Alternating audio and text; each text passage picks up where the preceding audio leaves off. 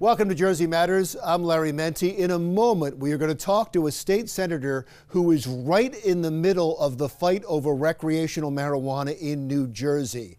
As we speak, Republican Declan O'Scanlon from Monmouth County is a no vote. We'll tell you how proponents of legalized pot could get him to vote yes.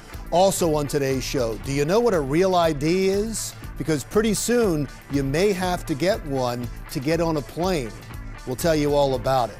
And the state of the State House. Renovations are still moving along, but when's it going to be done? Now, our interview with Republican Senator from Monmouth County, Declan O'Scanlon.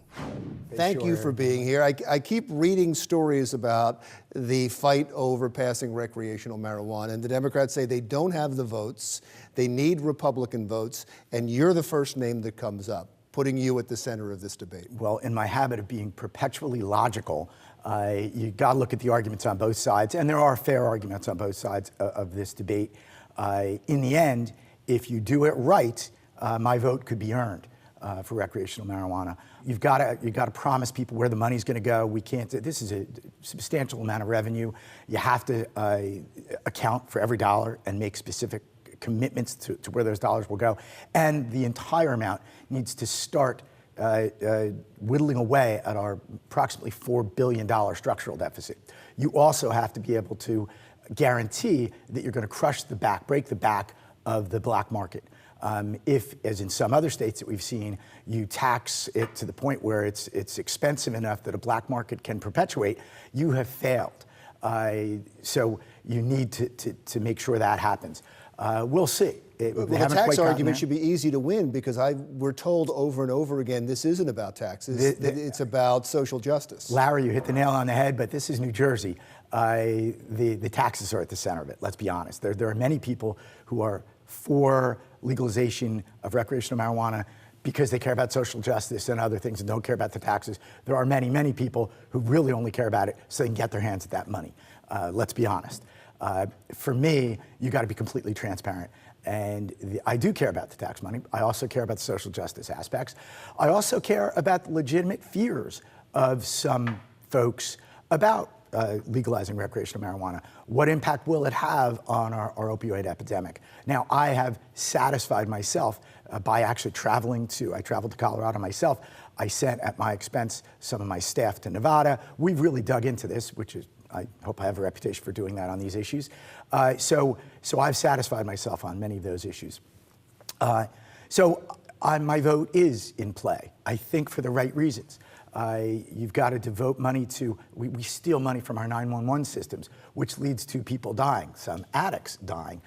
You need to make sure you fully fund those systems. My sheriff here in Monmouth County has been very articulate about that, and wisely so. There's a way to do it right. You take money away from cartels, you destroy any incentive for someone to market to children, at least from a profit perspective, a broad-based profit perspective. No, there's a way to do it right. We're not quite there yet. Are you concerned about the deaths on the highways increasing? So we've looked at that extensively. And if you go out, like one of the places cited is Colorado. Marijuana-related fatalities and accidents went up dramatically. But you go out there, you talk to some law enforcement out there, people who are against legalization still don't like it, and they tell you on the side, but those stats are bogus because we didn't test specifically for marijuana before we legalized it. So most people that want to smoke pot, well, that doesn't mean they're bogus just because they didn't test beforehand. Well, here's the thing, and here's the other reason why I believe there's probably not a great increase in accidents, fatalities. Stats show there's not a dramatic increase in use when you legalize. So if there's not a dramatic increase in use, I find it very hard to believe there's a dramatic increase in accident fatalities. The nexus just isn't there. It's still, there's a lot of people concerned about that, which is why I want to improve our 911 systems, which is why one of the areas that the money needs to go to is in training drug recognition officers, so we really can have a push to let people know, just as we have don't drink and drive, don't smoke and drive, you need to fund those things to make sure you assuage those fears. These are some of the gating issues for me. Well, you're privy to the talks more than I would be, certainly, or any of our viewers. Is that happening? Are they pushing that way?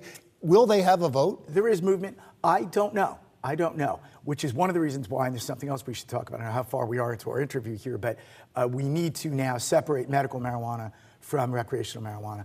And I get the putting it together, the moral argument of the social justice issues, but now the moral argument is we are keeping an efficacious medication from people in dire need of it for political purposes. No, you can't Explain why you're bringing this up, and maybe I can help you explain it. There is a bill for expansion of medical marijuana to give it to people who badly need it right now, and yet it's been tied to the recreational marijuana, and the feeling is it was tied to the recreational marijuana simply for political reasons, to get people to vote for recreational marijuana to get medical marijuana. And look, I don't want to cast any aspersions here. I get the argument about social justice being a moral argument, so tying these together is kind of how some of those folks suggest that it's morally reasonable to do that. Maybe up to now, but knowing now, this might not happen they may never end up with the votes. They may do a referendum. It could be a long time. It needs to be separated. And I'm going to be talking about that loudly going forward. Let these two things stand on their own merits going forward, but medical needs to happen now. And if they don't do that, let's say they don't have the votes for recreational marijuana at the end of this month, but they do have the votes as they do for medical marijuana, and they don't separate them, do they lose your vote? Well, is that a line in the sand for you? Well, here's the thing. It will really piss me off, but then you're looking, let's say they do continue to tie them together, and a year from now we have a vote for a referendum. It's hard to say no then as well. I get it. I don't want to be vindictive about it, but there is no moral justification now to not separate these things. Whatever happens with recreational later, we can have that debate. I'll continue to be part of that debate.